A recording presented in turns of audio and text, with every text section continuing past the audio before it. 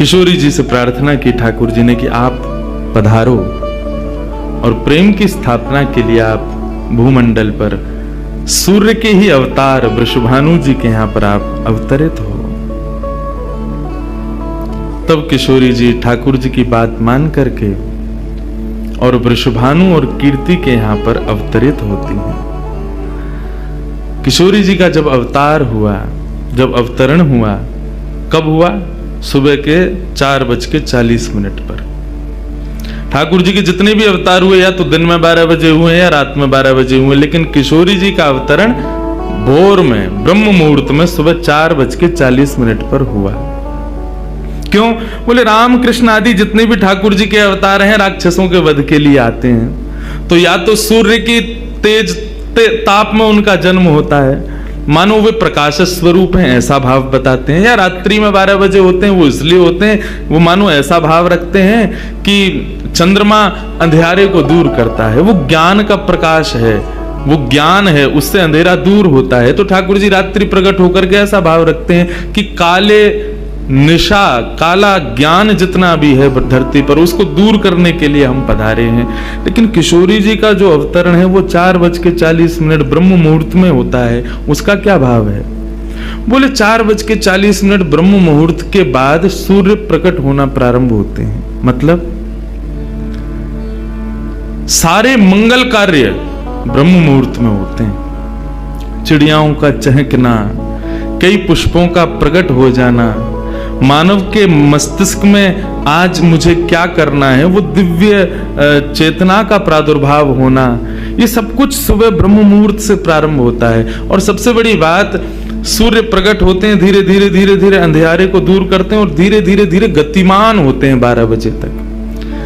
तो किशोरी जी का प्रादुर्भाव ब्रह्म मुहूर्त में हुआ, इसका ऐसा भाव बताते हैं कि मानो वो प्रेम जिस प्रकार प्रादुर्भाव से लेकर के और आगे के गंतव्य तक नित्य प्रति बढ़ता रहे, उसका वर्धन हो, वर्धन करने के भाव से किशोरी जी ब्रह्म मुहूर्त में पधारी।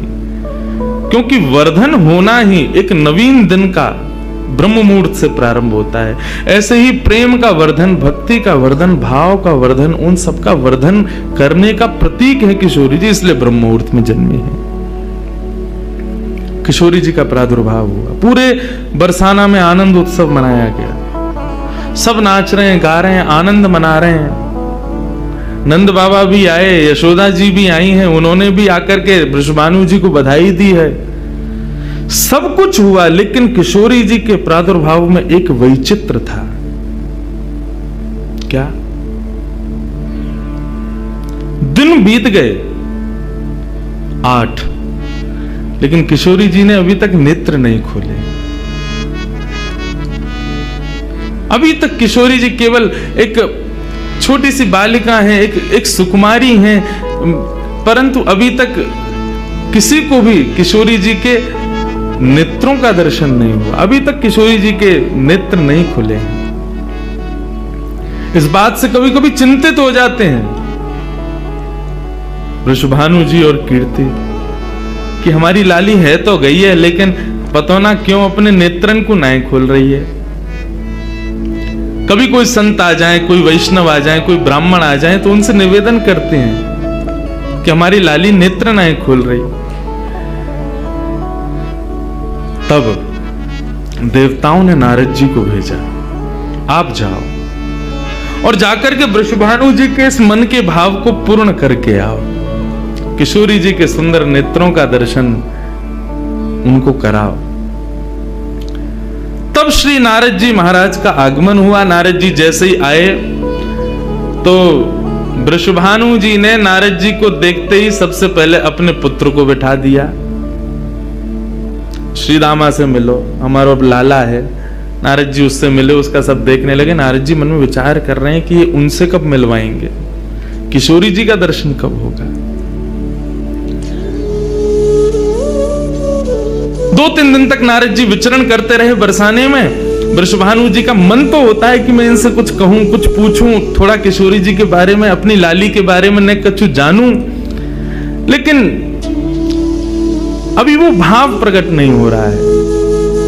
तब एक दिन एक छोटी सी बरसाने की लाली को जब नारद जी महाराज खिला रहे थे और उससे प्रेम चर्चा कर रहे थे, ये दृश्य जब वृषभानु जी ने देखा, उन्होंने तुरंत नारद जी के चरण पकड़े और कहा, हे भगवान, हमारी एक लाली भई है, बहुत सुंदर है, सुकुमारी है, नन्ही सी है, अभी वाकु देख करके स्पर्श करवे में डर लगे कि कहीं हमारे स्पर्श से कोई कष्ट ना है जाए, या हमारे हम सबन को दर्शन भी ना करा में। लेकिन महात्मन आपसे पूछना चाह मैं, हमारी लाली नेत्र नए खोल रही है, कहा भाव है? नारद जी तो तुरंत बोले, अरे तो तुमने इतने दिन से क्यों नहीं बताया? वो तो पहले से ही बैठे थे तैयार कि ये जल्दी बोले तो मैं जाऊं, जाकर के दर्शन करूं। बोले संकोच है रहे हो? बोले संकोच मत करो, अभी लेके चलो, कहां है तुम्हारी लाली, मुंह को बताओ। नारद जी महाराज जा रहे हैं वृषभानु भवन में, एक बेड़ी पार की, दूसरी बेड़ी पार की, तीसरी बेड़ी पार की। जैसे ही भीतर पहुंचे हैं, सुंदर सुगंधी भीतर से प्रकट हो रही है। सामने स्वर्ण जटित एक पालना है, और जैसे उस पालने में जाकर के नारद जी ने दर्शन किया, कमल कली को वृषभानु की लली को रंग, कैसा रंग है? बोले जैसे कमल की कली हूं मैं ना, ऐसी श्री वृषभानु नंदिनी है। नारद जी ने जैसे ही उनको दर्शन किए हुए आनंदित है गए, आनंदित है करके प्रणाम करने लगे। वृषभानु जी बोले, हमारी लाली नेत्र नए खोल रही है, आप कृपा करो ना। नारद जी बोले, एक मंत्र पढ़ना पड़ेगा, कुछ करना पड़ेगा, तंत्र मंत्र करना पड़ेगा, तब आपकी लाली बोलेगी। वृषभानु जी बोले, देख लो, ले संभल के करियो, हमारी लाली बहुत कोमल है, वो ना स्पर्श नहीं करेंगे, दूर बैठ के करेंगे। वृषभानु जी बोले, तो करो। बोले, आपको पहले बाहर जाना पड़े, वो एकांत में करेंगे। कीर्ति वृषभानु जी को देखें, बोले लाली को अकेला तो नहीं छोड़ेंगे। बोले नहीं बाबा, विश्वास पात्र हम कर सके। वृषभानु जी और कीर्ति दोनों जैसे ही बाहर पधारे, नारद जी ने गेट बंद कियो, तुरंत चरणन में प्रणाम कियो और प्रणाम करके सीधे सन्मुख बैठे हैं।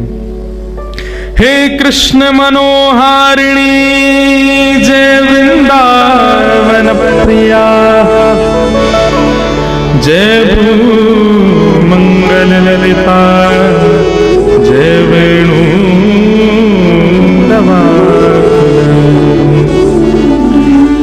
जय कृष्ण मनोहारिणी जय वृंदावन प्रिया,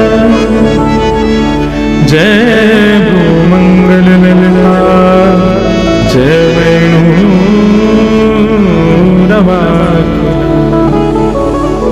जैसे ही नारद जी के मुख से ये शब्द प्रकट हुआ, जय कृष्ण मनोहारिणी, ये कृष्ण मनोहारिणी शब्द जैसे ही नन्ही सी श्री किशोरी जी के कान में कृष्ण शब्द गयो, कृष्ण शब्द जाते ही नन्ही सी किशोरी जी के नेत्र अपने आप धीरे धीरे धीरे धीरे खुलन लगे, मुख पर एक प्रसन्नता सी प्रकट है गई। नन्ही सी किशोरी अभी अभी करवट लेनो भी नहीं जाने, लेकिन जैसे ही बार बार ये श्लोक का गान नारद जी के द्वारा हो रहा है, जय कृष्ण मनोहारिणी जय वृंदावन प्रिय, इसको सुनकर के किशोरी जी जो अभी करवट लेनो भी ना जाने, वो अपने पालना को पकड़ करके अपने पालना से उछक करके वहीं से झांक करके श्री नारद जी को देख रही हैं। और नारद जी ने जैसे किशोरी जी के रूप को देखो है, सुंदर मृगनयनी किशोरी जी आज नारद जी को देख रही है। मुख में अभी दांत ना है, बिना दांतन के किशोरी जी के मुखमंडल की प्रसन्नता देख करके नारद जी आनंद विभोर हो गए। नारद जी बोले, आपको ये कीर्तन भायो, आपको ये कीर्तन प्रिय लगो? किशोरी जी के मुख से केवल किलकारी निकल रही है। नारद जी ने उठाई अपनी वीणा करताल और जय कृष्ण मनोहारिणी जय वृंदावन प्रिय, और इसी का कीर्तन करते हुए वहां नाचने लगे, नृत्य करने लगे, चारों ओर घूम रहे हैं। बीच में पालने में श्री किशोरी जी बैठ करके और करताल बजा रही हैं और करताल बजा करके आनंदित हो रही हैं। वृषभानु जी बाहर खड़े बोले कि भीतर तो कीर्तन चल रहा है, करताल की आवाज आ रही है, वीणा बज रही है। तभी उनने कान लगा करके सुनो तो नारद जी गा रहे जय कृष्ण मनोहारिणी जय वृंदावन प्रिय जय ब्रू। मंगल ललिता जय वेणु रवाकुल। वृषभानु जी ने ये स्वर सुन लिया, लेकिन जैसे ही थोड़े से गए हैं और खिड़की में जाकर के भीतर झांक करके देखा, अद्भुत दृश्य। नन्ही सी किशोरी, ज्यादा से ज्यादा 8 दिन की होंगी, 10 दिन की होंगी, अपने पालना में पौड़ करके स्वयं को झुला रही हैं, करताल बजा रही हैं। चारों तरफ नारद जी वीणा बजा करके, करताल बजा करके आनंद से किशोरी जी को मुखोल्लास कर रहे हैं। ये दृश्य देख करके श्री वृषभानु जी को एक बार तो मूर्छा आ गई, मैं वास्तव में 8 दिन की बालिका को देख रहा हूं। उन्होंने कीर्ति को कुछ नहीं बताया। नारद जी महाराज ने प्रणाम किया। तब किशोरी जी की सहचरियां प्रकट हुई और कहा कि हे नारद, आपने हमारी किशोरी जी को बहुत सुख प्रदान किया है। जब कभी भी आपको ऐसा दर्शन करना हो तो हम आपको कुछ स्थान बता रहे हैं। गोवर्धन, श्री यमुना पुलिन और ब्रज कुंज, इन 3 स्थानों पर आप जब कभी भी हमारी किशोरी को स्मरण करके यही कीर्तन को गान करोगे, किशोरी जी को यही स्वरूप आपको दिखेगा।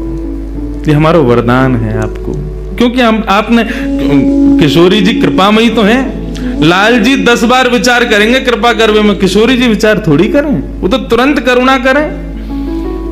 नारद जी जाओ, जब कभी भी लाडली को दर्शन करना हो यही भाव से कर लियो।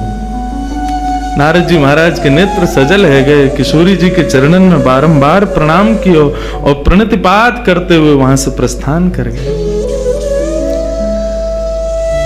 किशोरी जी फिर से नेत्र बंद करके अपने पालना में पौड़ गई। कीर्ति जी बोली, बाबा आयो, टोना टोटका करके गयो, तब वो हमारी लाली के नेत्र तो खुले नहीं। कीर्ति जी गोद में लेकर के सुला रही है, नेक नेक थोड़ी सी संकुचित है करके रुदन करना प्रारंभ कियो। सो इतने में वृषभानु जी आए और वृषभानु जी बोले, नेक दियो लाली को। और किशोरी जी को गोद में लेकर के वृषभानु जी बोले, हे कृष्ण मनोहारिणी। जैसे ही बोले तुरंत किशोरी जी के नेत्र फिर से खुल गए, फिर से अपनी किलकारी भर करके कीर्तन में करताल बजाने लगी, आनंद विभोर हो गई। अब तो जैसे ही ये भाव देखो, वृषभानु जी ने कीर्ति को सुनायो, कीर्ति भी वही गा रही है, पूरा बरसानो आकर के श्री कृष्ण कीर्तन करने लगो और बीच में मध्य में बैठ करके किशोरी जी अपनी करताल बजा रही हैं, किलकिल करके हंस रही हैं, इतनी आनंद विभोर रह रही हैं। तब सबन को ये भेद पतो चलो, कहा कि ये श्री कृष्ण की आत्मा है, ये उनसे विलग नहीं है, वे ही आपको सर्वस्व है। निश्चित ही पूर्व में ऐसी कथाएं आती हैं कि नंद बाबा वृषभानु जी ने पहले ही कह दी कि भैया हमारे अगर बालक भयो तो हम ब्याह कर देंगे, संबंध बनाएंगे। और आज वही भाव उन सबको वहां दिख रहा था। हे कृष्ण मनोहारिणी, यदि नित्य कोई श्री किशोरी जी का स्मरण करे और जब भी किशोरी जी के दर्शन करे, किशोरी जी के सन्मुख बैठे, इस भाव को कहे, हे कृष्ण मनोहारिणी, हे कृष्ण के मन का हरण करने वाली, या हे कृष्ण जय कृष्ण, कृष्ण ने जिनके मन का हरण किया, दोनों भाव हैं इसके। जो कृष्ण के मन का हरण करे या जिसने कृष्ण के मन का हरण किया है, ऐसी श्री किशोरी जी आज भी प्रसन्न होती हैं इस कीर्तन को सुनकर के।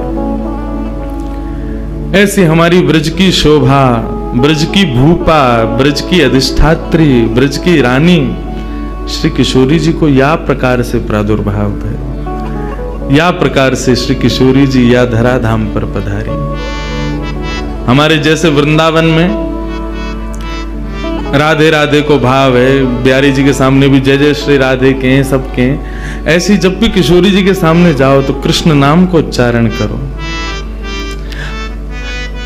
अपोजिट अपोजिट चलें सब जगह। राम जी के सामने जाओ हनुमान जी के भाव को, हनुमान जी के सामने जाओ राम जी को कीर्तन करो, कन्हैया के सामने जाओ किशोरी जी को कीर्तन करो, किशोरी जी के सामने जाओ श्री ठाकुर जी को कीर्तन करो। हनुमान जी को हनुमान चालीसा सुनाओगे तो हनुमान जी प्रसन्न नहीं होंगे, राम जी को सुनाओ। और राम जी के सन्मुख जब हनुमान जी के सन्मुख जब जाओ तब राम जी को कीर्तन करो। ऐसे ही जब ठाकुर जी के सन्मुख जाओ तब किशोरी जी को भाव रखो, और किशोरी जी के सन्मुख जाओ तब ठाकुर जी को प्रेम भाव रखो। यही भाव है। एक कथा ये तो थी किशोरी जी कैसे प्रकट भई, कैसे उनके भाव। अभी एक भूमिका सी बना लूं, न एक तुम मुझे पहचान लो, न एक मैं तुम्हें पहचान लूं, अन्य एक यहाँ को वातावरण में नेक में ढल जाऊं। इतना अत्याचार मत करो, जल्दी आन दो मुझे। किशोरी जी के प्रादुर्भाव, एक बाह्य एक स्ट्रक्चर बना लूं, फिर घुसेंगे भीतर रस में। अभी चीनी डरी है ना कि भाई चाशनी बनन दो, अब सबरे ऐसे मुंह को टकटकी लगा के देख रहे, अभी गुल्ला में हमें रस में डाल दो। प्रेम से कहो, हे कृष्ण मनोहारिणी, हे वृंदावन प्रिया, जय कृष्ण मनोहारिणी। एक सुंदर पद है। ये तो रहो किशोरी जी को प्रादुर्भाव को भाव। अब एक पद है जहां में ठाकुर जी और किशोरी जी की प्रथम भेंट लीला के बीच में कब भई, वाको भाव है। आहा, मधुमास सारंग।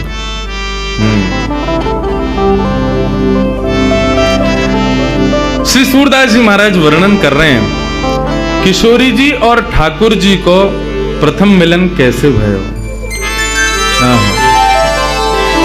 ठाकुर जी खेलवे के काजे निकले हैं अपने घर से, अपने भवन से, और यहाँ किशोरी जी भी आज भ्रमण करती करती आ गई हैं श्री वृंदावन यमुना पुलिन पर। वहीं दोनों को मिलन है वे वारो श्री सूरदास जी वर्णन कर रहे हैं। किशोरी जी के प्रादुर्भाव को भाव सुनो, अब प्रथम मिलन को भाव सुनो, फिर के बाद एक भाव और सुनेंगे। ठाकुर जी और किशोरी जी को प्रथम मिलन कैसे भयो। सूरदास जी को पद है, सब मेरे पीछे पीछे गई हूं। खेलत हरि निकसे ब्रज खोरी, खेलत हरि निकसे ब्रज खोरी, खेलत हरि निकले ब्रज खोरी, खेलत हरि निकसे ब्रज खोरी, खेलत हरि निकसे ब्रज खोरी, खेलत हरि निकसे ब्रज खोरी। देखो मेरे साथ तो देना पड़ेगा आपको, पीछे पीछे गाना पड़ेगा। भले ही राग में मत गाओ, लेकिन अनुराग में गाओ, क्योंकि जब आप सब एक साथ एक नाद ब्रह्म को प्रकट करोगे तो निश्चित ही यहाँ पर फिर ये सब दृश्य नहीं दिखेगा। सच में ऐसा लगेगा ठाकुर जी जा रहे हैं खेलवे के काजे। ये अष्ट सखाओं के पद, ब्रज के भक्तन के पद, ये साधारण नहीं है। इनमें आज भी सामर्थ्य किशोरी जी को आपके सामने प्रकट करने की, ठाकुर जी को आपके सामने नृत्य करावे की, लेकिन अनुराग से गाओ, भाव से गाओ। खेलत हरि निकसे ब्रज खोरी, खेलत हरि निकसे ब्रज खोरी, कटि कछनी पीतांबर बांधे, कटि कछनी पीतांबर बांधे, कटि कछनी पीतांबर बांधे,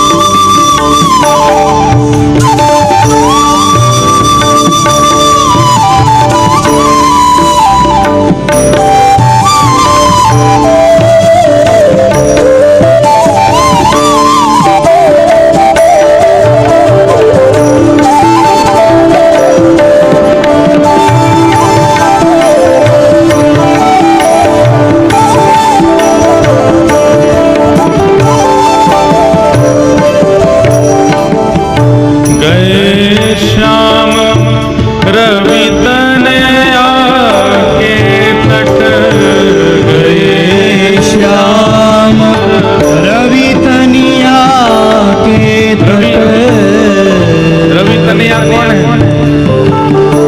रवि यानी सूर्य। उनकी पुत्री कौन? यमुना जी। कहाँ जा रहे हैं ठाकुर जी? यमुना के तट पर जा रहे हैं। कैसे जा रहे हैं? गए श्याम रवि तनया के तट, गए श्याम रवि तनया के तट, लसती चंदन की होरी हो, लसत चंदन की होरी, अंग लसत चंदन की होरी, अंग लसत चंदन की होरी, निक से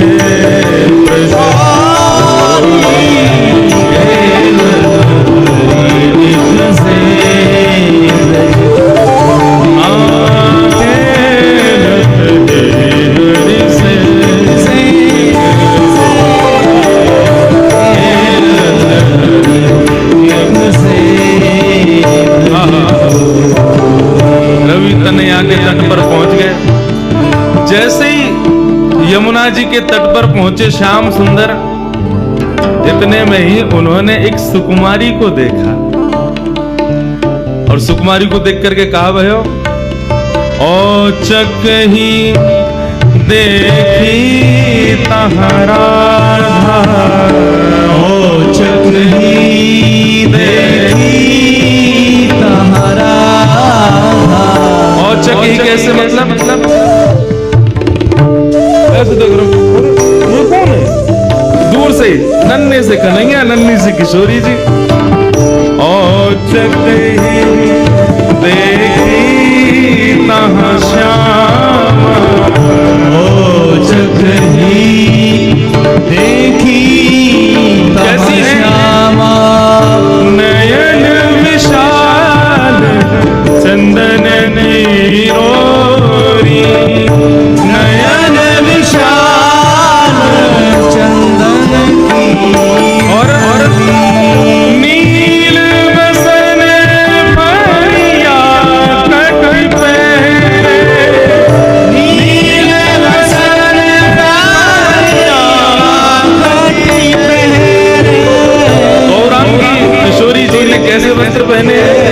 बोले नील कमल जैसे नीले वस्त्र पहने। दर्शन करो, नन्ही सी किशोरी जी है, नीले वस्त्र पहने। और क्या पहनो? लहंगा फरिया पहनो है किशोरी जी ने। और बैनी पीठ रुलत झकझोरी, बैनी पीठ रुलत झकझोरी, बैनी पीठ रुलत झकझोरी,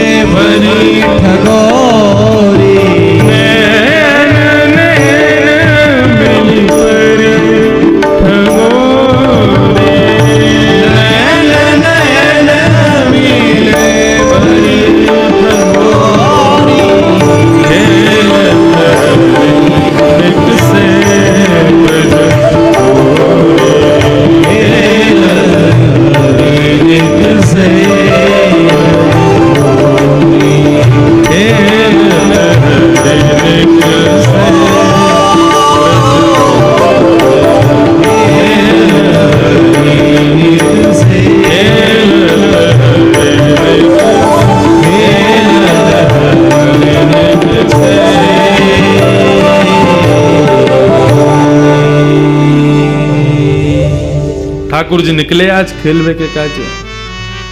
और कैसे जा रहे हैं? सुंदर चंदन की बिंदी अपने पूरे अंग पे लगा रखी है, कटकाछनी पहन करके हाथ में गेंद आदि रस्सी आदि लेकर के ठाकुर जी पहुंच गए। नन्हे से कन्हैया जैसे ही यमुना जी के तट पे पहुंचे तो यमुना के तट पे तो सुई देख ली उनने, नीलो नीलो से कुछ चमक रहा है। सुई ऊपर से झांक करके देखने लगे कौन है। और जैसे ही वृषभानु नंदिनी ने अपने सुंदर सुकुमार नेत्रन से श्याम जी को निहारो है। हाँ, शूर श्याम देखत ही रीझे, देखते ही रिझ गए। री नेक्सी सी छोरी कौन की है?